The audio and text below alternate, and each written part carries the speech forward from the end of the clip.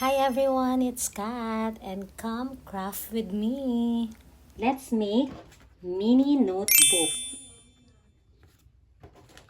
I have here my materials.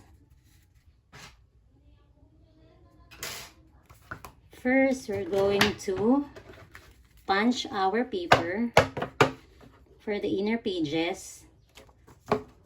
This is size A6.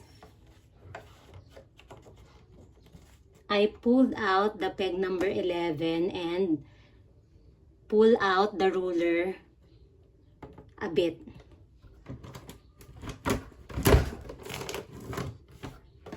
Okay, now it's punch. Let's just repeat the process until we finish punching all the pages.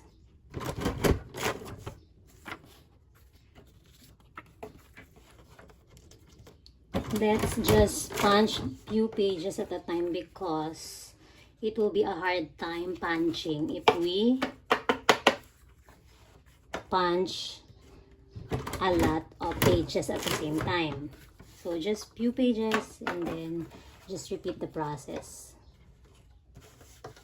And make sure that you put the paper properly before punching. Okay, now we're done. We're done punching the inner pages. Now I have here the covers. And this is the back cover and the front cover. We're going to punch it too. Ta-da! And then the back cover.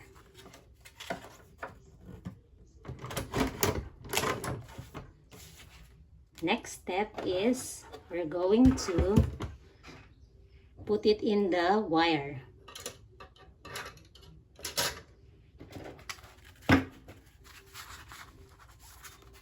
We're going to put the inner pages first in the wire.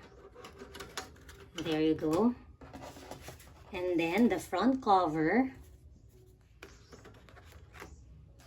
and the back cover of our notebook. So we're going to put it in front of the front cover.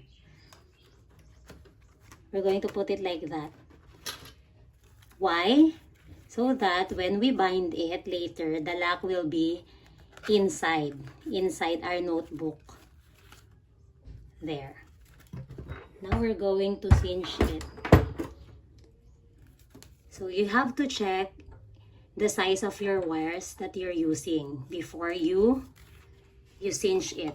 And then you're going to make sure that the wires is put properly here in the cinch before you cinch it.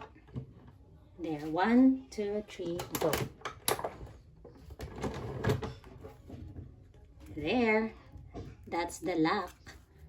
And then once you turn the back cover, it will look like that. So the lock is inside. So that's it. That's how you make your own mini notebook using Cinch from We Are Memory Keepers.